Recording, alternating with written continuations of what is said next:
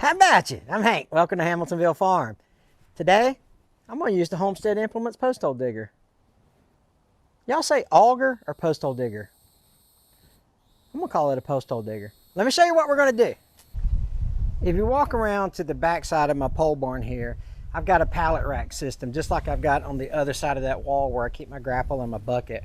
And so here I keep the front mounted brush cutter, the rototiller, and the rear blade. I'm going to put my box blade and my land plane over here as well. I'm also going to look on Marketplace for another pallet rack system. But what we're going to do is we're going to come off the top of this. We're going to come out 12 feet. It's going to be about in this area here.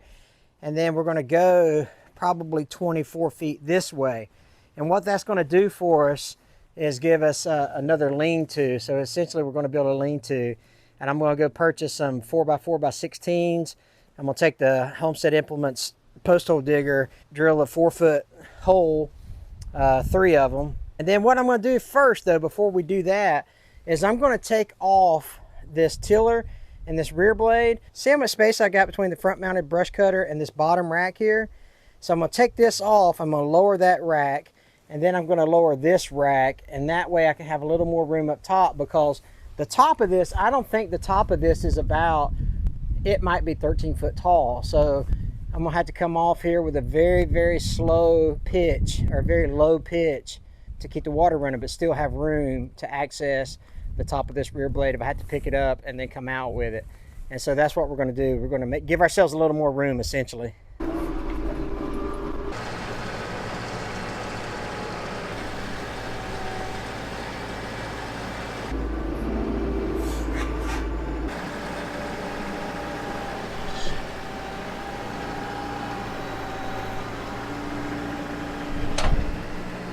Man, that pallet is 6 foot wide, and these bars are 5'11" 3/4. Takes a minute to get it in there. I'll take these off here and then move these down. Shouldn't be too bad, I don't think. Maybe I should have enough room back there, I think. All right, here we go.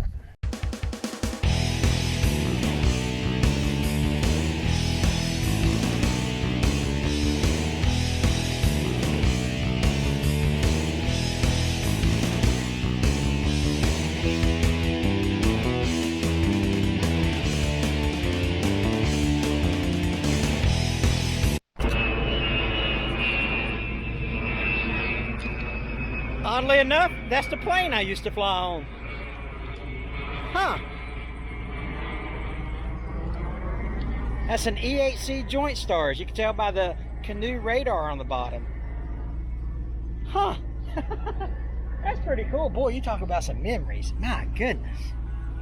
That was awesome. I didn't see any of the black smoke behind all 4 engines, so it kind of threw me off. Neat.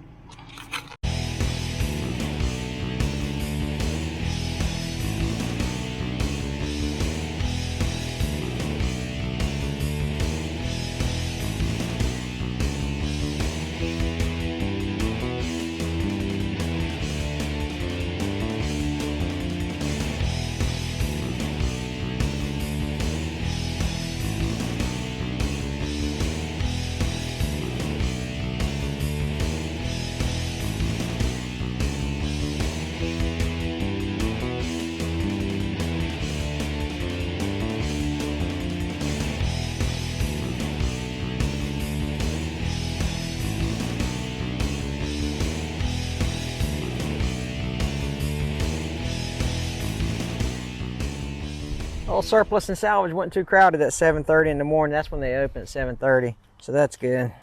Got up there, got my load, and came back. No issues whatsoever. But a lot of times you'll go up there and there'll be a lot of people up there, and it kind of made me start thinking about my dad. You know, my dad he was just so full of wisdom, you know. And I remember one time he was on his deathbed and he looked at me and he goes, "Son, there's 3 things I want to tell you." And he goes, "You need to take these to the grave with you." And I remember them. I'll never forget them. And he said the first thing is, of all the people in the world, you're one of them. And number 2 is, don't take people for granted. You know, there's a lot of people out there working hard, just like every blue collar American out there watching this right now. You know, you guys are working hard, and It's really cool, and don't take people for granted, you know. And number 3 was don't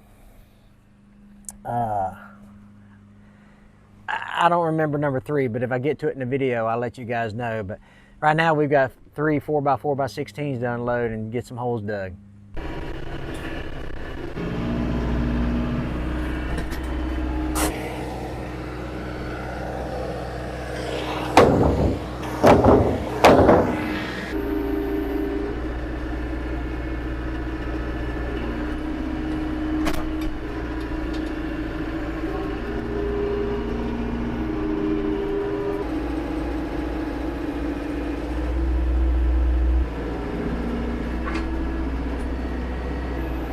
All right, now that we've got the 4x4s off the trailer, we're going to set them up. But let me tell you something, setting posts by yourself is really, really hard. And it's not so much that the posts are awkward or whatever, they are. So, but you can put them in the ground yourself, you can get the hole dug yourself. That's not the problem. It's the alignment part that is the problem. And we're going to talk more about that as we go. I'm also going to touch on some of the things, some of the techniques that I use, some of the things about the post hole digger. This is not kind of a how-to use a post hole digger, but I'll touch on some of that as well. You know, some considerations are keeping your auger level, your auger bit level, the lay of the land. So the hole you dig on this side may not be the same depth that you need on the other side or the opposite side. And also getting it squared to an out of square building, plumb, getting it squared and plumb and all that stuff. It's nearly impossible by yourself. But that's what we're going to do today, now that we've got the post out. So we're going to drill 3 holes, right? And then there's going to be ways that you can make sure that you keep your post hole auger level. And you're also going to make sure that you dig down to the appropriate depth. So we're going to cover some of those techniques that I use. All right, on your post hole digger or your auger, you're going to want to make sure that you've got everything greased. You want to check the fluid levels in it and all that good stuff. But you know, you got to make sure your PTO shaft is cut to length and all that good stuff. On the Homestead Implements model, you've got an adjustable main beam here that connects. They also have options for 6 or 9 inch augers. I don't know if they got any more than that. But anyway, so what you want to do is this auger, I like this type of this swivel head on this one because I think it gives you a more straight, more level auger bit to go into the ground with, so your hole is a lot more straight and a lot more centered. There's all kind of, look, just YouTube other videos on how to like store these things. There's all kind of methods on how to store them. I've got a video that's an old video on how to connect one. So there's tips and tricks on how to connect one. You take your top link off, and then your actual 3-point post hole digger connects to your tractor this way without a top link. And then you put left side on, right side on, and go from there. But it's a tricky process for the first time you do it. You're also going to want one of these. This is a level, and I got 4-foot level, because what we're going to do is we're going to put the level up against the auger bit when we drop it onto the ground to make sure that it is indeed straight up and down when we start making our holes. Don't forget, depending on where you live, you need to call 811 to make sure that you don't hit any underground utilities, wiring, water lines, things like that. I'm just going to come off the corner of the building there, and I'm going to come 12 feet. And it ain't got to be precise, but it's got to be close, you know. So I'm going to make a little mark here. And then what you need to do is you're going to need to make sure that you're straight in line with this, and then this way. So you're going to make sure that it's straight across and then a 90-degree angle to where you want it to be. About 10 feet right in there. All right, so this is 10 feet. So this will give me plenty of room. Like, so this is where the center beam is going to be. So I'll come out 12 foot. So I got a beam there. I mean, I've got a 4x4 post here. I got a 4x4 post here, and then I'll go 10 feet from there and measure again. So from there, again, this ain't got to be rocket science. It's 2 feet. Now I'll go up 10 feet. What I'm going to do when I dig my first hole over here on this corner, then I'll measure 10 feet and 10 feet. This is just kind of some rough estimates. It's going to be 20 foot wide, and then I'm going to make it 12 foot deep. So those are just guesstimates right quick. What I'll do is I'll dig this first hole on the corner, and then I'll measure 10 feet to the center, from center to center of the holes there, set the post in there, and then it'll be precise after that. But a one-man job, I mean, this ain't the only way to do it. This probably ain't the right way to do it, but this is the way I'm doing it, right? So I've got 12 foot out, I'll go 10 foot. And the reason I chose to go 10 feet is because these pallet racks are 8 foot here. That gives me a foot on each side to get in and out with my implements, my pallets, and that's plenty. That should be plenty of room to get my implements in and out of the pallet rack system there. And then if I need to park something in front of it, I've got a little extra covers there, hence the 12-foot out. And oh yeah, my sheets of metal are 13 foot, so I ain't gonna cut them. All right, let's dig a hole.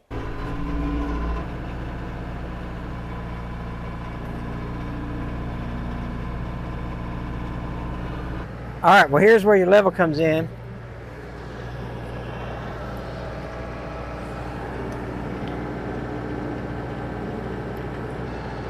All right, that's good.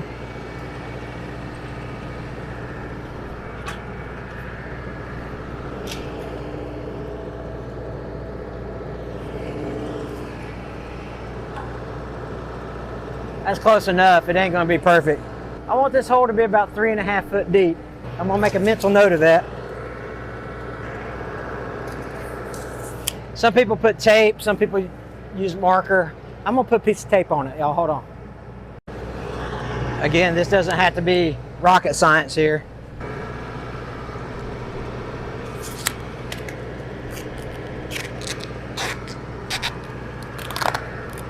Now I know that when I touch that tape, I'm 3.5 foot deep. All right, let's get started.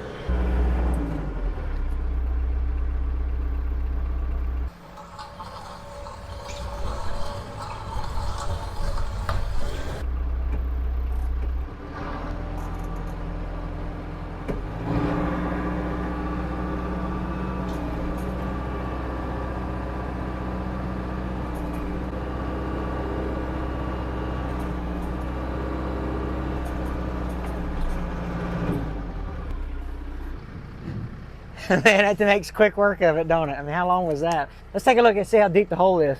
Okay, so my lesson learned here is that's about 33 inches. But the hole is probably deeper, but I've got some dirt underneath it. So all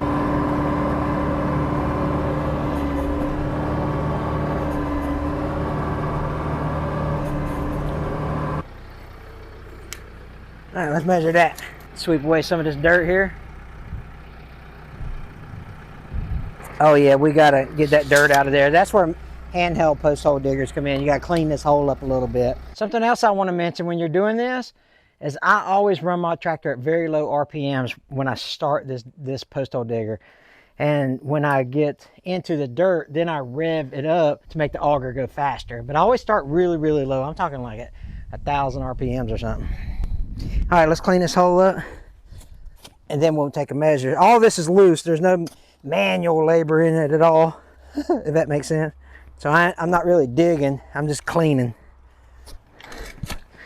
Let's measure that.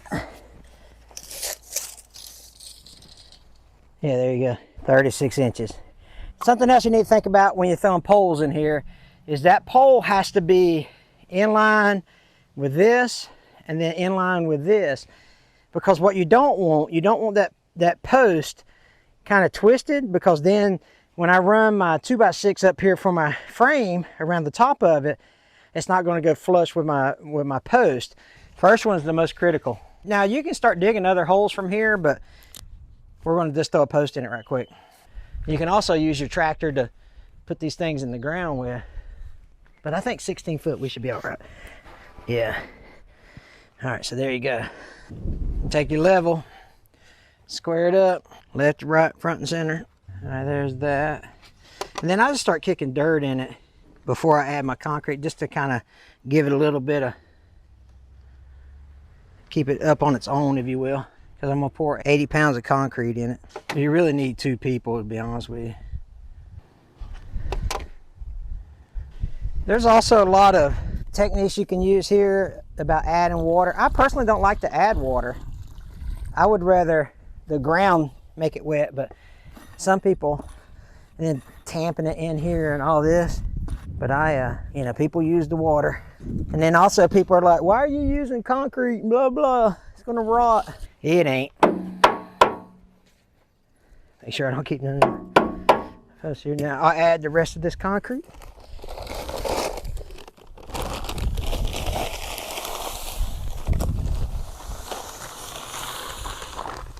I guess it did take a whole 80-pound bag. That's awesome.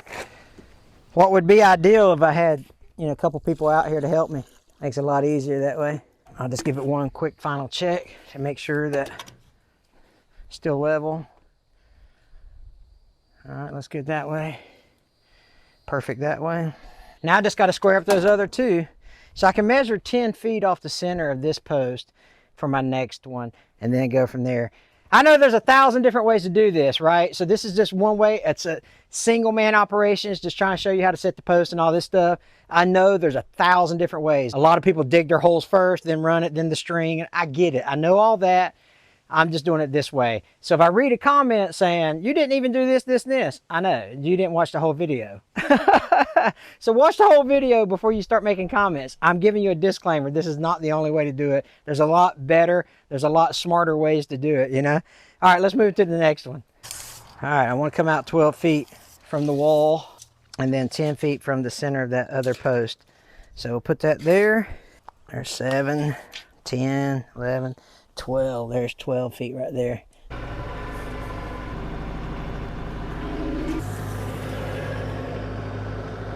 Look at that, huh? Close enough for government work, as they say. So I need to back my tractor up a little bit. So backing the tractor up while the point is on the ground will actually cause this gearbox here to go forward, which makes the auger shaft tilt more in the direction that will make it more level. That tip kind of acts like a pivot point, if you will. That's perfect.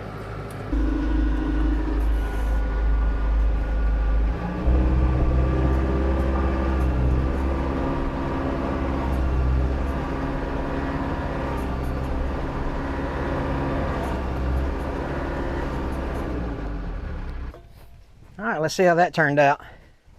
So the hole is nice and straight, but I can already tell, I mean, you can see, I don't know if it shows up on camera, but you can really tell how much loose dirt it's got in it. We'll clean that up right quick. All right, 36 inches. Let's throw a 4x4 in it. A lot of people also do corner posts first. They do one corner, then that corner, then set that middle post in it with a string on it. So you could do that as well.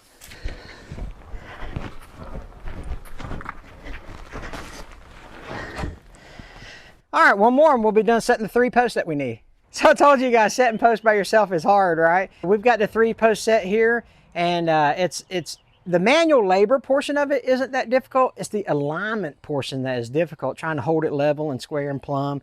That's the difficult part. Let me show you the string that I used.